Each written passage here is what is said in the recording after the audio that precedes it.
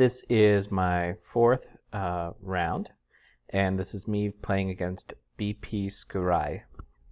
BP Skurai is going to be playing a Vess deck, specifically Vess and Ravagers. Ravagers are known for having some good combos and some good item and ability destruction cards. You might think that this is a strong counter to Serena, but it's actually, depending on the specific Ravager cards, it's not actually as good as it sounds. And I'll show you a little bit of why. Essentially, the important thing is that they're kind of slow to do what they're supposed to do. They're kind of wasteful with cards, although Vess can make up for that by having some really great card draw. And yeah, there's ways around the potential for item and attachment destruction. I only really care about the item destruction, of course. Okay, so we get Confluence of Fate. I'm going to want to have that Nightshade out. Ideally, I'll have the Nightshade out. He'll probably put a Crippling Blow or something on it. Hopefully it stays alive, and then I can use it as a sort of platform to do assassinations and stuff like that. I know it's not going to be sitting there doing damage all game like I like those Nightshades do, but it'll still be useful. And we got a Blood Frenzy. Okay, he's getting lots of draw here. Normally versus Warriors, I want to use those Sorcerers of India in this deck to try to take out their draw. With Vess, I kind of don't even bother. I try to keep them for other things, like if he uses the Lithite coating on Rotham's Visage. Although this deck doesn't do that combo. I hate that combo. Or if they, there's other kind of tricks that I can do. Take out an Enrage late in the game, that sort of thing. That's really what I want the Sorcerers of India in this deck for. And there we go. My Nightshade, as I predicted, is shut down. Now, kind of wishing I didn't resource that other Midnight Sentinel, because I could have got that Nightshade back up to a 1/5. But whatever. I'll just leave it that way. I got two nice Midnight Sentinels, hoping he doesn't have a Yari Marksman. I haven't scouted these decks, so I really don't know what type of Ravager deck this is yet, or what type of Vess deck this is yet. And here's my first indication that it's a Ravager deck. Okay, so I absolutely need to take out that Thriss Demolitionist, right? It is one of the bigger threats in terms of Ravager cards to Serena, right? Because I can just easily take out my items. But there you go. I take a little health off my two guys, and I take it out and steal a card in the process. And it's a nice card to steal, right? Ravager Zealot's a good card. Now there's a little combo that I learned from BP Champ the Bow here. You can cast a Backstab, right, which is an attachment, attack with the ally that's got Backstab on it, and then you can destroy Backstab with Ravager Zealot to get haste, right? A little tidbit that I learned just randomly looking around on the forums, and it actually pays off a little bit in this game, so that's kind of cool. And here we go. Ravager Zealot takes out that Confluence of Fate. He's probably just going to recast it again. And takes out one of my Midnight Sentinels. Okay, so now you get that buffed Cleric, that hasted Ravager Zealot. You get another Confluence of Fate, so you get more draw. There's some really nice combos going on here in these Ravager decks, but they're also kind of wasteful on cards. Okay, so I just want to take out that Cleric. Why not?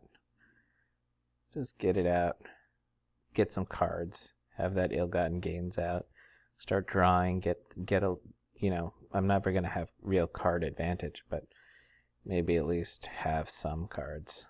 That's really all I can hope for. I do have that Sorcerer of India now, so there's options on what I can use it on, right?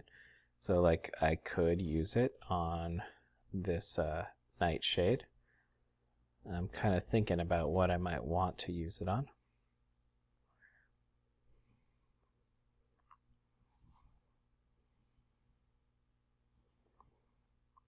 Right, if I use it on the Nightshade will become a 3/6. And we got another Thrist Demolitionist. Ugh, those guys are no fun at all. And Spirit Ward is not going to help me much in this game, so go ahead and sacrifice that. Might as well put that Cleric out there, see what happens. Kill the Demolitionist. And we are good to go. Okay. So I kind of want to save that Sorcerer of Endia, but I might need to use it soon. So we'll see.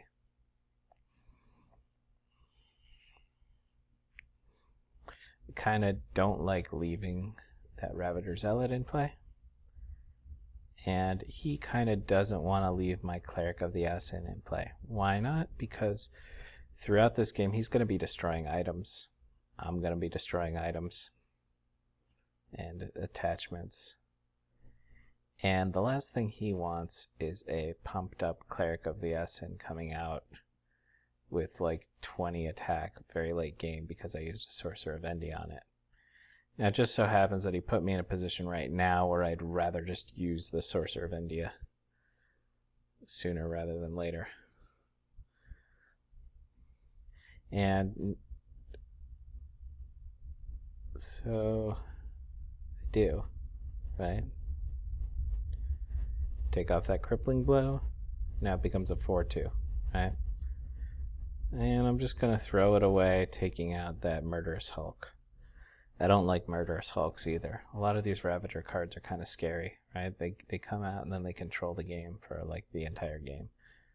So I'd rather not let them stay in play for very long. Problem is they have so much health, it's actually kind of a pain to take them out. You have to do these weird combos.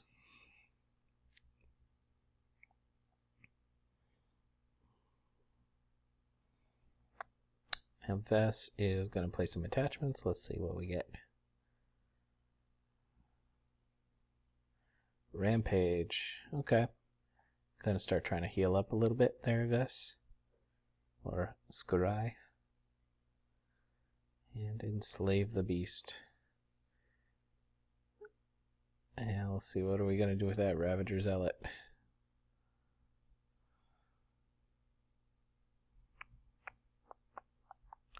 Obelisk of Echoes, excellent. So he's going to take out my Sorcerer of Endia, and now he can destroy one of my cards.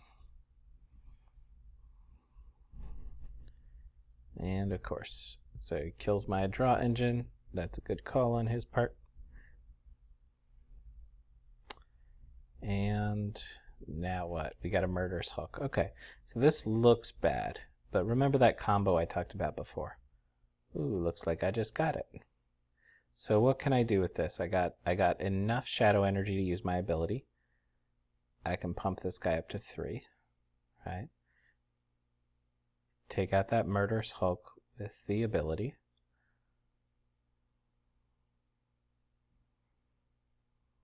Done.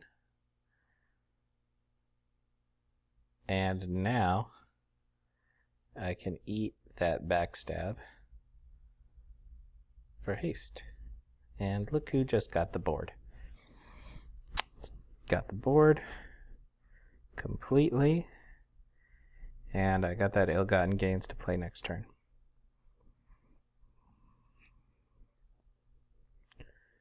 So you look at this and it seems like I got a lot of lucky plays, but it's also just me knowing what the cards that I get can do. You know, I have cards that are very versatile in this deck, and so they can be used in a variety of different ways.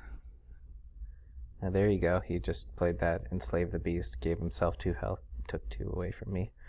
Notice that his health is just kind of dwindling away. It's not even from me attacking him, it's just from his attachments killing him.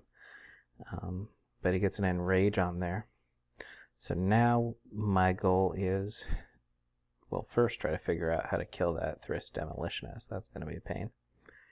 And the second is going to be to try to...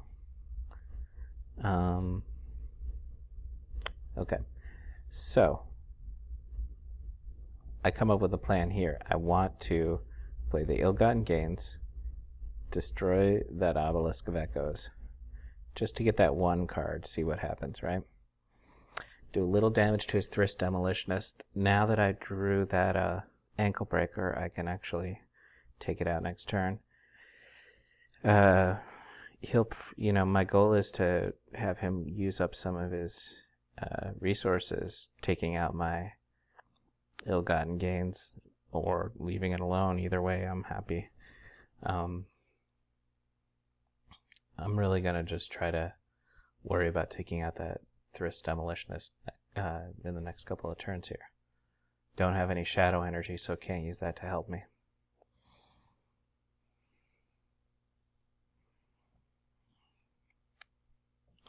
And he plays Elos Resolve, which is kind of a hassle to deal with. Do not like that card. Ugh.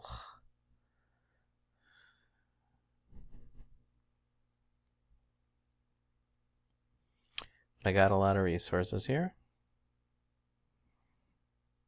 And I can do a lot of different plays in a turn. Don't have as many cards. And because that thing's got enough durability on it, and because I've kind of shut down his resource or his item destruction for a little bit, I'm happy cycling that. Get a different weapon.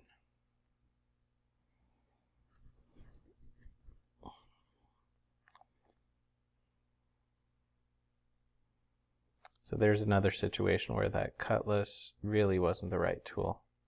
Arthal's Crypt. Kind of hate this card. I don't mind killing all of the Ravagers in this deck. I do not want to have to kill them twice.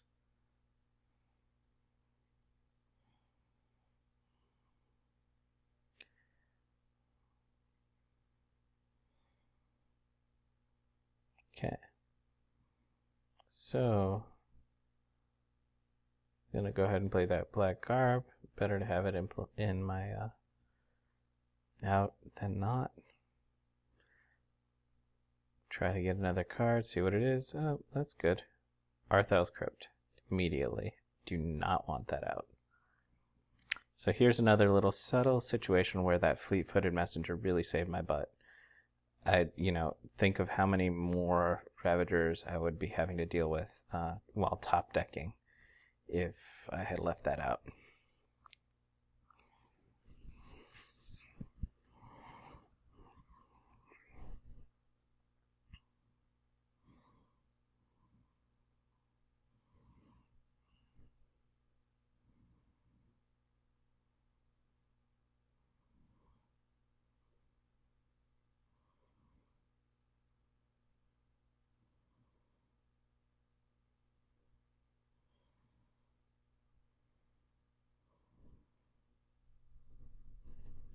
So now he's going to kill my ally there, my Fleet-Footed Messenger, and use that kill on the Obelisk to take out one of my items. We'll see what he chooses.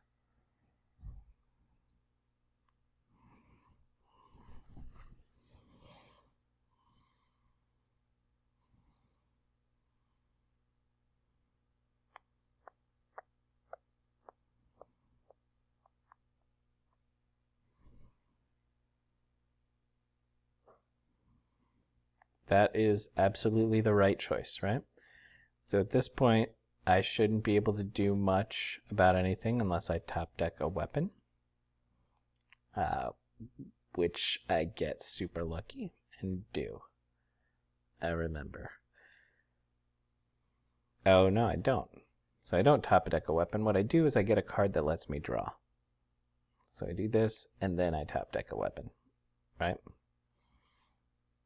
Again, knowing what my cards can do, being flexible, using them for different purposes, playing the way that I need to in this circumstance. Now, drawing an extra card here won't really help me because I won't be able to do anything with it. so I might as well just wait. He's got a lot of health still. I don't know that I want to start, and not a lot of cards. I'd rather just let him bleed out than try to draw a ton by playing that Blood Frenzy right now. Especially since, look at his cleric there. That's scary. Luckily I got Black Garb out still.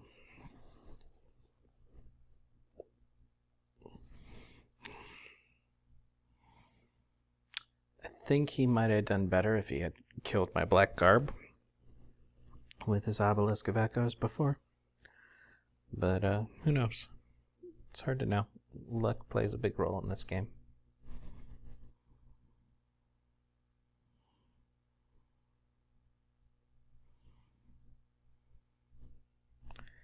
And now I am in just a great position. Right, I got another Black Garb that can take care of any ally that he plays right now, and he's only got that one card, and he didn't play it, so now it's over. There's no way that he can do anything. And it's game over. And just for fun, go ahead and take that out.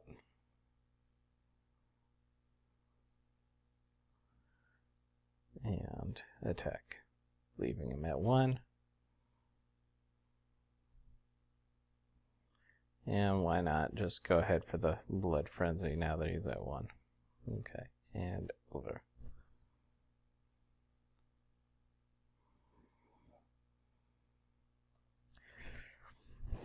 Okay, that's my first match versus BP Skurai.